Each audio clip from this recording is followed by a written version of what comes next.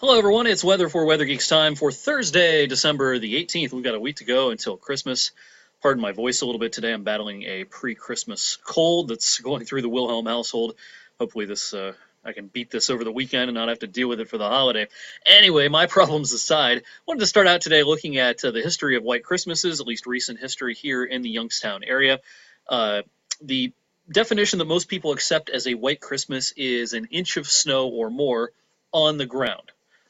Most people do not consider a white Christmas if there's just snow flurries in the air, but not an inch or more on the ground. Everybody kind of has a different definition, but that's more the traditional, if not official, definition of a white Christmas is an inch of snow on the ground.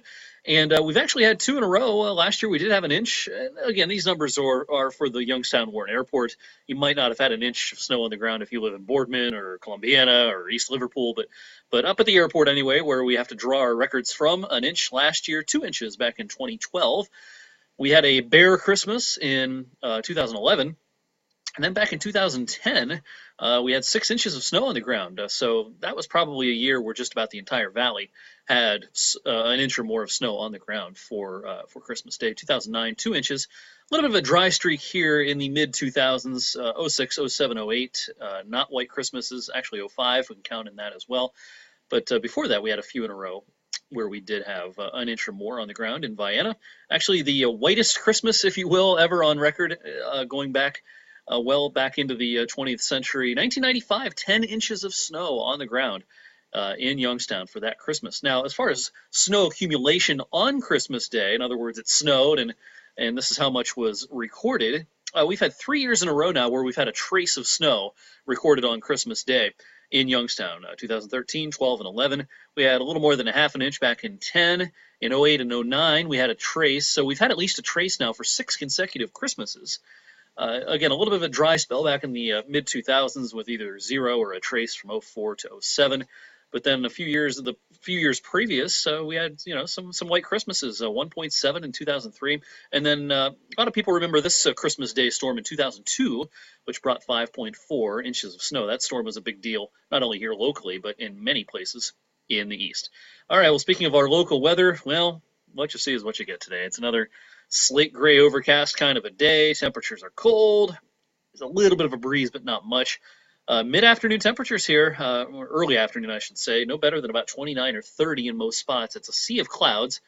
It's trying to spit snow a little bit here and there, but that is about it. Hardly a flurry to be found. A few more flurries down towards the Ohio River. The beginnings of our storm that is going to miss us for the weekend. I shouldn't say the beginnings. It actually hit the West Coast already, but it's now that it's kind of east of the mountainous areas. It's trying to reform out here across the Four Corners region and heading into Texas. That's just going to innocently pass to our south this weekend, going just straight out to sea.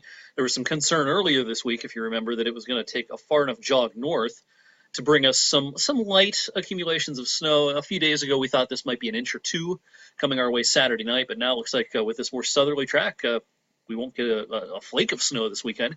In fact, you might see the sun this weekend. Let's hope so. We really need it. It's been a very gray December, even if it hasn't been that snowy, which it hasn't.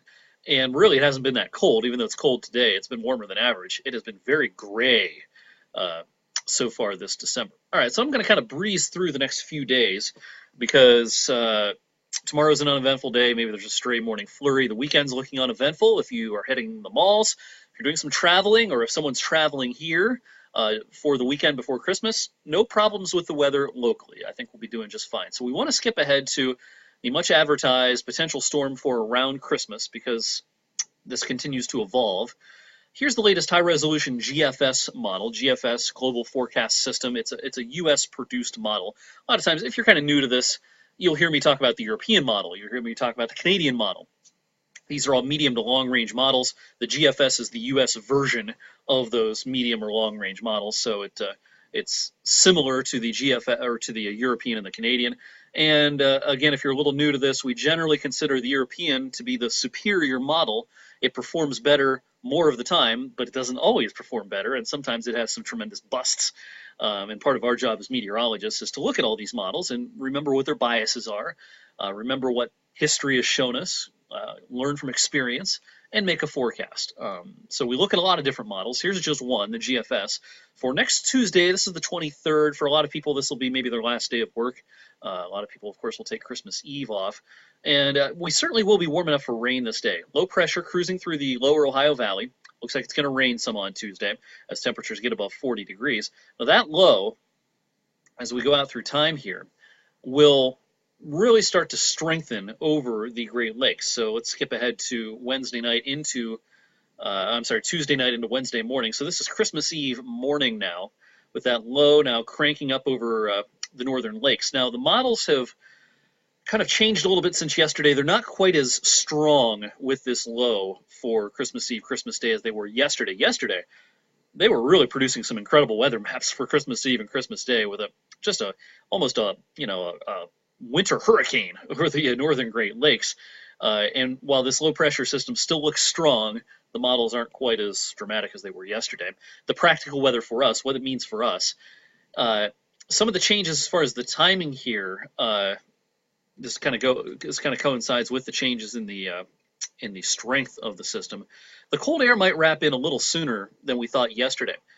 Certainly the GFS would advertise that even by Wednesday morning, Christmas Eve morning, it's already starting to change over to snow. If you remember yesterday, we thought it would be raining for a lot of Christmas Eve, changing over to snow maybe late in the day. Now the models, particularly the GFS, are sort of hinting that the cold air is going to wrap in quicker, and that might change us over to some snow showers earlier. If this were the case, the effects would be the potential for some slick travel on a busy travel day on Christmas Eve. The potential for a rapid freeze-up as well. We're going to get rain Tuesday into Tuesday night, and if this cold air charges in quickly, it's accompanied by wind, and temperatures plummet below freezing fairly quickly, you could be looking at an icy situation, and you pack on a little snow on top of that, it could be dicey. We're not sure if that's going to be how it plays out just yet, but that's on the table as a possibility for Christmas Eve. Whenever the changeover from rain to snow occurs, and it will occur at some point, we do think that there will be snow showers flying around for Christmas Eve night, Wednesday night, heading into Christmas morning, Thursday morning. Here's Thursday morning at about 7 a.m. as a lot of us. Christmas Eve morning, if you have kids, you're going to be up early. And here at 7 a.m. on Christmas morning, what this weather map shows is a lot of snow shower activity flying around eastern Ohio and western PA. This is not the kind of setup that's going to bring us 5 or 6 inches of snow in most spots. But I could see where we get enough to cause a few slick spots. I doubt much of our viewing area sees more than an inch or two of snow out of this for Christmas Eve night into Christmas Day, but you don't need much, especially if it's windy and it's below freezing, to cause some slick travel. And boy, is it going to be windy. Now, it might not be quite as windy as we thought yesterday, but notice how tightly packed together the isobars are here. This could be a situation on Christmas Day where we have sustained winds up to 30 and maybe some gusts to 40 or so. This probably is not enough to cause a lot of power outages or tree limbs falling on power lines and that sort of thing. But darn windy anyway, and as you are out and about on Christmas Day, boy, is it going to feel frigid. And again, you will see some snow. Whether it's going to be a white Christmas in terms of having an inch on the ground, not sure about that. So let's talk about that a little bit. Here's the GFS operational model snowfall prediction through Christmas morning, Thursday morning, and it has us pretty much right at about an inch on average across the valley. Again, you're not going to see 3, 4, 5 inches, I don't think, out of this locally. But I could see where we might get an inch, possibly 2. So we'll, of course, be fine-tuning that forecast. Keep checking the forecast often between now and Christmas. It's an important forecast. People are out and about. It's a holiday, and there's a big storm around the Great Lakes. And whenever that sort of situation is on the table, you want to check the forecast often. These things are not etched on a tablet. They are subject to change as we get new information. One thing we've been talking about is the cold that's coming between Christmas and New Year's. Here's the GFS Ensemble 16-day temperature outlook. The blue bars are high temperatures. The dates are down at the bottom here. And the week from Christmas to New Year's is right here. Look at those cold temperatures. We could be dealing with a full week of highs no warmer than the 20s and perhaps even the lower 20s for highs. This is a pattern kind of like we were in back in November, which was a very cold month, and it's a pattern that I think we'll see more often as we head into January and into February. Remember, we have a winter forecast out that is for December, January, February that is colder than average, not as cold as last year, but colder than average, and with December being warmer than average, for this forecast to work out, we do need it to be cold in January and February, and we do think that it will be a different pattern for the last 2/3 of winter as compared to the first third of winter being December. All right, that is a 10-minute weather for Weather Geeks on this Thursday. I'll see you right back here tomorrow afternoon. Have yourself a great Thursday.